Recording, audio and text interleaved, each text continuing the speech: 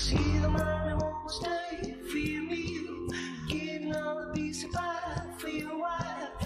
Everybody wanna know how it feels. औज़ुबिल्लाहिमिनश्शैतानिर्रजीम बिस्मिल्लाहिर्रहमानिर्रहीम। As first stage जो है वो हम एप्लीकेशन टेकअप करेंगे आज section 12(2) application section 12 two CPC, one of my most favourite topic और इम्पॉर्टेंट भी इसलिए बहुत ज़्यादा है कि ये वो एप्लीकेशन है जो हर कोर्ट के पास आती है, be it trial court, be it appellate court, be it revisional court, be it honourable Lahore High Court Lahore, be it august Supreme Court of Pakistan. Every court which has the jurisdiction to pass decree and order has this power to set aside the same decree and order if it is found that it has been obtained through fraud. So ये application किसी एक forum के लिए limited नहीं है. This application can be filed at any forum, at any court and any tribunal before any authority having quasi judicial powers as well. And this application is not limited to the fact that there should be provision in the statute itself. अगर application ये वाली application की कोई provision special law में मौजूद नहीं है, कोई स्टैट्यूट नहीं लिखता कि एप्लीकेशन 12(2) फाइल हो सकती है, तब भी this application can be filed before that forum. अब बहुत सारी डेवलपमेंट होगी है इसमें केस लॉ में. इसके अंदर जो है अब रेंट ट्रिब्यूनल्स में भी ये एप्लीकेशन जाती है 12(2) की, हालांकि रेंट लॉ में 12(2) की कोई प्रोविजन नहीं है. फैमिली कोर्ट में कोई प्रोविजन नहीं है कि वो सेट असाइड कर सकती है अपने ऑर्डर्स, मगर ये एप्लीकेशन 12(2) फैमिली कोर्ट में भी फाइल होती है. कुछ स्पेशल स्टेटमेंट्स हैं ऐसी, कुछ स्पेशल स्टैट्यूट्स हैं जिन्होंने ऐसी प्रोविजन दी भी हुई है. Financial Institutions Recovery of Finances Ordinance 2001 है, उसके अंदर स्पेसिफिक सेक्शन है सेक्शन 12, और वो कहता है कि अगर डिफेंडेंट के खिलाफ कोई डिग्री ऑब्टेन कर ली है फ्रॉड से, तो डिफेंडेंट इस ग्राउंड पे फ्रॉड, मिसरिप्रेजेंटेशन या वांट ऑफ जुरिसडिक्शन के ग्राउंड पे वो आ सकता है. यानी ये जो पावर है 12(2) की, इसको हम बिल्कुल, मैं इसको जो है वो एसोसिएट करते देती हूँ with the power, with the inherent power as it is available in saved by CPC under section 151. Okay, ये वो पावर है जिसके लिए किसी सेक्शन की, किसी स्टैट्यूट की जरूरत नहीं है. ये इनहेरेंट पावर है.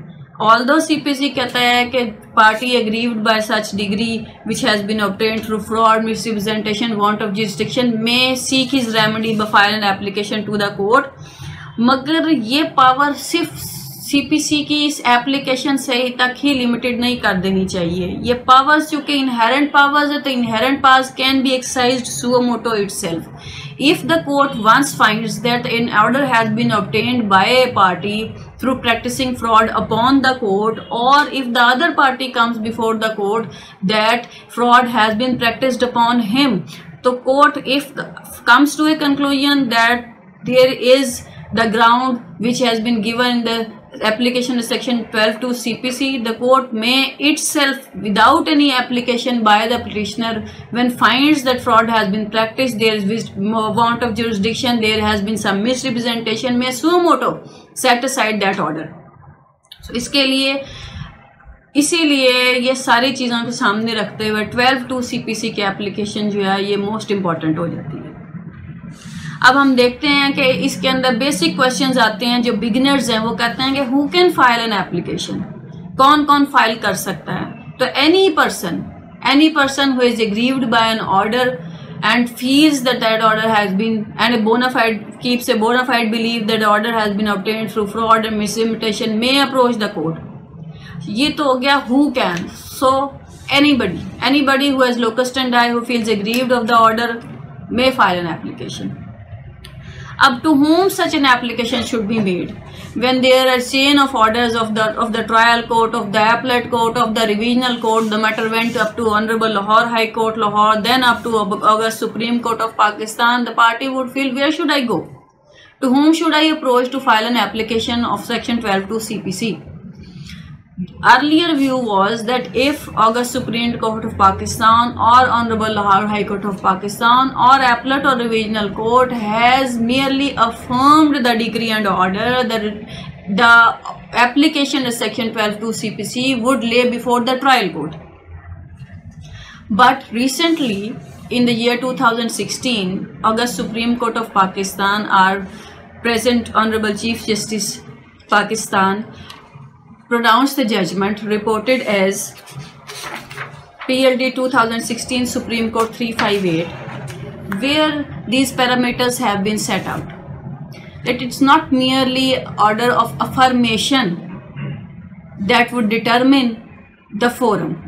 There have been other parameters which have been laid down in that judgment and judgment which I have earlier quoted, and it says where an order of modification has been passed, but an order has been passed on merits, even the modification order would govern the forum of filing an application. The court modifying the order, the court affirming the order would be the forum, because the reasoning there is that if August Supreme Court of Pakistan has taken up an order of Honorable Lahore High Court, Lahore, passed in whatsoever jurisdiction, be it revision, be it writ jurisdiction, be it as a special tribunal, be on original side, but if that order has been affirmed but with a reasoning, a new reasoning has been given or an additional reasoning has been given by August Supreme Court of Pakistan, it would not be felt appropriate by Honorable Lahore High Court, Lahore, that an order which has been either affirmed by August Supreme Court of Pakistan but with its own reasoning, the Honorable Lahore High Court, Lahore would not be in a position to differ with the reasoning that has already been given by August Supreme Court of Pakistan. So the propriety demands that even if there has been an affirmation of the order of subordinate court, the court affirming such order must be the forum to file an application. So however exceptions have been there, exceptions are also given in the said judgment, that if it has been dismissed in default, it has been dismissed for non-deposit of process fee, it has been dismissed in limine, there is no finding, a question of limitation पर decide कर दिया, कोई finding of fact नहीं है, कोई finding of law नहीं है ऐसी, तो फिर फोरम जो है वो सबॉर्डिनेट ही कोर्ट रहेगी. लेकिन अगर अफर्मेशन के साथ रीजनिंग दे दी गई है, लीव टू अपील ग्रांट किया है तब रीजनिंग दे दी है, या लीव रिफ्यूजिंग ऑर्डर में भी मेरिट्स को डिस्कस कर लिया गया है, तो वो लीव रिफ्यूजिंग ऑर्डर सिर्फ और सिर्फ इन लिमिनी ट्रीट नहीं होएगा. फिर जो एप्लीकेशन 12(2) की सीपीसी की है वो सुप्रीम कोर्ट में या हायर फोरम में ही लाया करेगी. तो मर्जर का प्रिंसिपल जो है वो थोड़ा सा जो अर्लियर व्यू था उससे अब वेरी कर दिया गया. इसके बाद हम ये देखते हैं कि कुछ एप्लीकेशंस लाइक नेचर की एप्लीकेशंस आ जाती हैं जो एप्लीकेशन 12(2) की तरह ट्रीट होती हैं. बिल फर्स्ट 9(13) की एप्लीकेशन है, setting aside ex parte decree की एप्लीकेशन आई थी, उसमें एक ग्राउंड ले ली जाती है कि I was not served and the report of my service has been obtained, has been filed in the court by practising fraud. So element of fraud is there in the application under order 9 rule 13 CPC. Even then the said application under order 9 rule 13 CPC can be treated as that of section 12(2) CPC because it involves the ground of fraud as well. Then the question arises whether once a party who has alleged fraud and has made an application that he be impleaded or she be impleaded in the suit as she or he was kept away from the proceedings of the suit on the ground of fraud, and such an application when made under order 1 rule 10 CPC has been dismissed, whether the same party can refile an application under section 12(2) CPC. As the principle of res judicata is applicable to miscellaneous applications settled from case law, so once an application on this ground under order 1 rule 10 CPC has been filed and has been dismissed on merit, subsequent application section 12(2) CPC cannot be filed on this ground. फिर आजकल बहुत ज़्यादा applications आती हैं, एक है जी वो उसमें ग्राउंड ली हुई होती है कि जी हमारे कौंसल ने हमारे साथ फ्रॉड कर लिया है और उस फ्रॉड की वजह से ये ऑर्डर आ गया है, so this application under section 12(2) CPC. तो देखना ये है कि क्या जो ये एलिगेशन है fraud by attorney, whether this amounts to an maintainability of the application section 12 to CPC, whether this is a valid ground. So एक केस लॉ मैंने पढ़ा और उसमें लिखा हुआ था कि this is not a valid ground, fraud by attorney is not a valid ground under by filing an application under section 12 two CPC.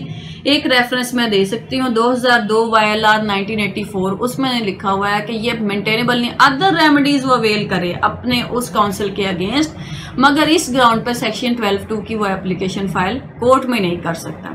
फिर एक और केस लॉ मैंने पढ़ा, उसके अंदर ये था दूसरी एक इसी तरह की लाइक नेचर की एप्लीकेशन. तो यह ना कि हमने वकील को अपॉइंट नहीं किया तो उस अटर्नी ने फ्रॉड कर लिया हुआ. एक एप्लीकेशन ये आती है कि हमने इसको इंस्ट्रक्ट नहीं किया था अपने काउंसिल को कि विड्रॉल की स्टेटमेंट दे दे, कॉम्प्रोमाइज की स्टेटमेंट दे दे, और उसने हमारी इंस्ट्रक्शंस के बगैर कंसेंट डिग्री करवा ली है या सूट डिसमिस एज विड्रॉन हो गया हुआ. तो उसके अंदर जो है सबसे ज़रूरी चीज़, सबसे पहला जो हमारा ऑर्डर मोस्ट रेलिवेंट होया देखने का, वो होता है जी ऑर्डर 3. ऑर्डर 3 में रूल 4 है, उसके अंदर लिखा हुआ authority of an agent, authority of recognised agents and pleaders. वो उससे आप डिटरमिन कर सकते हैं कि क्या अटर्नी के पास इख्तियार है. उसके बाद जो सबसे इम्पॉर्टेंट डॉक्यूमेंट देखना होता है वो है पावर ऑफ अटॉर्नी इटसेल्फ. अगर पावर ऑफ अटॉर्नी इटसेल्फ ने ऑथराइज किया हुआ है तो फिर party can not seek his remedy by making this sort of application कि जी I have not instructed my counsel कि वो मेरे बिहाफ पे स्टेटमेंट दे, क्योंकि जब काउंसिल को इख्तियार है उसके बिहाफ पे स्टेटमेंट देने का, उसके बिहाफ पे जो है वो कोई कॉम्प्रोमाइज रिकॉर्ड करने का, कोई पेमेंट्स रिसीव करने का. ये पावर ऑफ अटॉर्नी की लैंग्वेज में अगर ऐसे लिखा हो तो सब्सिक्वेंटली जो है वो पार्टी जो है वो इस कॉम्प्रोमाइज से, इस स्टेटमेंट से बैकआउट करने के लिए एप्लीकेशन सेक्शन 12 टू CPC का जो है वो सहारा नहीं ले सकती. ये अथॉरिटी ऑफ द प्लीडर के ऊपर एक रिसेंटली लाहौर हाईकोर्ट लाहौर की जजमेंट भी आई है, वो 2018 CLC 1482 है, वो इसी के ऊपर आ गई है कि क्या अटर्नी स्टेटमेंट दे दे तो उसके बाद क्या अथॉरिटी जो है उसके पास होती है या नहीं होती, और क्या इस ग्राउंड पे 12(2) की एप्लीकेशन आ सकती है. अब एप्लीकेशन जो सेक्शन 12(2) CPC ये स्टैट्यूट बुक में हमेशा से नहीं थी, ये सब्स्टिट्यूट किया गया प्रोसीडिंग्स ऑफ ए सूट का, कि पहले दावे दायर हुआ करते थे अगर कोई डिग्री ऑब्टेन हो जाती थी फ्रॉड से, फिर उसको सब्स्टिट्यूट कर दिया गया इस सेक्शन से कि अब जो है वो सेपरेट सूट लाइट नहीं करेगा, मगर एप्लीकेशन सेक्शन 12 टू CPC की ये ग्राउंड्स लेके एप्लीकेशन फाइल की जा सकती है. एक मिथ, मैंने ये मिथ ही कहूंगी इसको क्योंकि स्टैट्यूट ऐसा नहीं कहता. मिथ ये है कि एप्लीकेशन जहां 12(2) CPC की फाइल हो जाएगी वहां नेसेसरली जजमेंट एंड डिग्री ही सेटिसाइड होनी है, जबकि ऐसा नहीं है. स्टैट्यूट ये नहीं कहता. Language of the statute says he may seek his remedy by filing an application. Had the statute written कि if an application is made the judgment and decree may be set aside on the ground of fraud, तो फिर तो necessarily judgment and decree ने set aside ही होना है. लेकिन अगर कोर्ट जिसके पास की एप्लीकेशन आई है वो आफ्टर रिकॉर्डिंग ऑफ एविडेंस या after perusal of the documents, अगर डॉक्यूमेंट्स ही रेलिवेंट है, वो देखती है कि even without setting aside the whole of the decree relief can be granted, तो फिर सेटिंग साइड की जरूरत ही नहीं है. Even by keeping the decree intact, even by slightest of the modifications जो हैं वो एप्लीकेशन को आप मेंटेन करते हुए, जजमेंट एंड डिग्री को इंटैक्ट रखते हुए रिलीफ पार्टी को दिया जा सकता है. Once I had this proposition कि एक कोई 100 कनाल्स की कोई प्रॉपर्टी थी और उसका दावा दायर हो गया स्पेसिफिक परफॉर्मेंस का. जब वो स्पेसिफिक परफॉर्मेंस का दावा दायर हुआ तो वो एग्रीमेंट टू सेल रिकॉर्ड पे प्लेस किया गया. वो एग्रीमेंट टू सेल था on behalf of an attorney. Attorney ने अपने प्रिंसिपल्स को बाइंड किया हुआ था. उस एग्रीमेंट टू सेल की लैंग्वेज ये थी कि I am duly constituted attorney of these persons and of फलां लेडी मुसम्मात से खदीजा, ऑफ मुसम्मात Khadija, for which I have no attorney but I assure the Wendy's that I'll also get her share transferred in their favor. This agreement was not even signed by the said Khatija Bibi, so it could not be said that the Khatija had either authorized him to enter into agreement to sell on his behalf or she did give her consent by signing the agreement. that she will acknowledge that undertaking given by said attorney. But when the suit was filed, this attorney appeared before the court. He got his conceding statement recorded that I have no objection if suit is decreed. Suit was decreed to the extent of whole of the property. And since it was colony land and certain time was consumed in obtaining the permission from colony department, it took almost 10 years to get the degree executed, transformed into a mutation. When mutation was sanctioned after 10 long years in the year 2005, this lady came to know the decree has been passed and a share has been already transferred in the name of A through that mutation.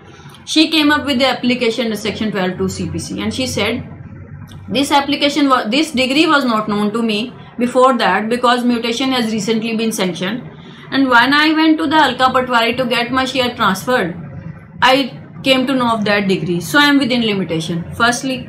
Secondly, she said that I did not consent to the degree. I was not party to the agreement. It was obvious, it was visible from the document itself that neither the document was signed by that lady nor the said attorney had any authority on behalf of that principal, and her share had been alienated through the degree. Evidence was collected. After recording of evidence, when the matter had to be decided, I was in a fix whether to set aside the whole of the degree, as share of that lady was only 12 canals out of 100 canals. If I would have resorted to setting aside whole of the decree, the decree holder who had successfully obtained that degree after litigation and had subsequently obtained consumed 10 years in getting the said permission from the colony department, he would have set at naught. He would have been standing in the same position in which he was at 10 years ago. So I perused the case law to find an answer to it, whether I can partly set aside the decree. So I derived this deduction that when suit can be decreed partly, why can't the decree be set aside partly? Then I found a case law from Honorable Sindh High Court, and that was also a very good proposition, in which there was a suit, and the suit was with respect to a property for a specific performance of agreement to sell. The defendant in that suit too, the defendant came up, filed his written statement, and after filing written statement in which he had admitted the agreement, he expired. His legal heirs were impleaded. Since he had admitted the agreement, deposit of balance consideration was ordered by the trial court. Balance consideration was deposited, decree was passed.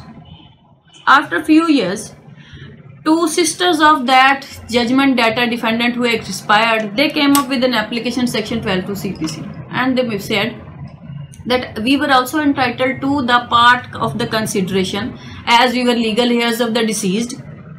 So judgment and degree has been obtained through fraud. We have been deprived from the fruits of this degree. Had we been impleaded, we would have also withdrawn our share in the consideration amount deposited. In this suit too, the trial court did was that instead of setting aside the judgment and decree, the trial court ordered that since there is nothing fraud in it, and if the party has been sought to be impleaded has been omitted even by mistake, judgment and decree ought not to be set aside. They were ordered to be impleaded by filing an amended plaint, and the deposit, all the other legal heirs, they also consented to it, that they will deposit their share in the court. So judgment and decree was kept intact, and by filing an amended plaint, they were impleaded in the suit, they got their share, and judgment and decree remained intact. So from that, I also deduced this, that instead of setting aside whole of the judgment and decree under section 12 to CPC, I kept the judgment and decree intact to the rest of the property and set aside the same to the extent of part of the property which the petitioner owned. So from this analogy, I decided like applications in the manner that if part of the property which forms part of the decree can be left intact, and relief can be granted to the petitioner petition can be accepted. Then comes a different proposition which is directly related to the suit for specific performance of agreement to sell. Mostly property is the same, but there are 3, 4, 5 or 6 suits filed in different courts with respect to the same property. When the vendee who has acquired interest in the property, who has been transferred title by the vendor, he comes to a knowledge that the property which he has purchased has gone into litigation, what he would do? He would tend to alienate that property. अब जिसने property खरीद ली है वो कहता है कि ये property की लिटिगेशन में चली गई है तो मैं इससे पार्ट विद कर लेता हूँ, मैं अपनी जान छुड़ाऊँ। वो फौरन से क्या करता है, वो इस जायदाद को किसी को और को बेच देता है। वो कहता है मैं तो लिटिगेशन से बाहर निकलूँ, जो मैंने पैसे दिए ये मैं अपने हरे करूँ, जिन्होंने लड़ना लड़ते रहें। अब ये प्रॉपर्टी आगे से आगे बाजू का 2 दफ़ा 3 दफ़ा एलियनेट हो जाती है। सूट प्रायर फाइल हुआ है, उसकी पेंडेंसी में जो है ये प्रॉपर्टीज जो है वो एलियनेशन शुरू हो जाती है। ये तो बड़ी सिंपल प्रोपोजिशन है कि अगर एलियनेशन शुरू हो गई और इस प्लेंटिफ का जो है वो दावा कल को डिग्री होता है, लीज पेंडेंस लगता है सेक्शन 52 में और सारी ट्रांजैक्शन सेट एट नॉट हो जाती हैं और ये सूट डिग्री भी हो सकता है। मगर सिचुएशन ज़्यादा कॉम्प्लेक्स तब होती है जब इस पार्टी ने, जिस खरीदार ने यह खरीदी हुई है, अगर ये आगे से कोई और दीगर दावा दायर करवा दे किसी कोर्ट में और उस कोर्ट को ये ना बताए कि जी इसी प्रॉपर्टी का एक सूट ऑलरेडी पेंडिंग है जिसमें मैं एज ए डिफेंडेंट अपीयर हो रहा हूँ, वहाँ वो जिस प्लेंटिफ से दावा दायर करवाता है उसकी फेवर में कंसीडिंग स्टेटमेंट देता है और ये सब्जेक्ट मैटर जो किसी अर्लियर सूट में ऑलरेडी इन्वॉल्व है इसकी वो डिग्री ऑफ पास करवा देता है, कंसेंट डिग्री। जैसे ही ये डिग्री पास होती है, अब ये जो प्लेंटिफ जो अपना दावा पहले से फाइट कर रहा है स्पेसिफिक परफॉर्मेंस का, उसको पता चलता है और वो कहता है जी मैंने तो जजमेंट, मेरे तो ये subject matter of the property की जजमेंट एंड डिग्री भी पास हो गई है।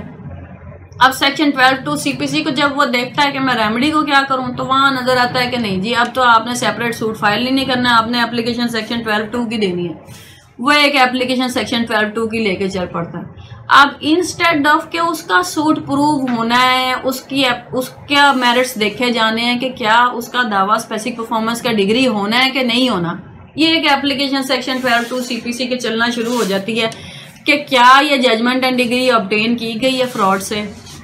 लाइक प्रोपोजिशन यही इसी स्टेशन पे मैंने अभी रिसेंटली डिसाइड की और उसको मैंने इस तरीके से डिसाइड किया कि जब मैंने सारा स्टैट्यूट देखा स्पेसिफिक रिलीफ एक्ट का कि क्या जब ये एप्लीकेशन 12(2) CPC की आती है और इसको ट्राई किया जाएगा तो अगर बिल फर्ज ये प्रूव भी हो जाए कि जिस शख्स ने कंसीडिंग स्टेटमेंट दी है सब्सिक्वेंट वेंडी की फेवर में, उसने इसको कंसील करते हुए ये स्टेटमेंट दिया, तो क्या ये डिग्री सेटिसाइड ही हो जानी चाहिए? क्या ऐसी ट्रांजैक्शन सेटिसाइड होनी चाहिए इस ग्राउंड पे कि ऑलरेडी एक सूट पेंडिंग है? सेक्शन 52 तो कहता है कि यस हो जानी चाहिए, लीज पेंडेंस लगा देना चाहिए जो भी ट्रांजैक्शन हुई है।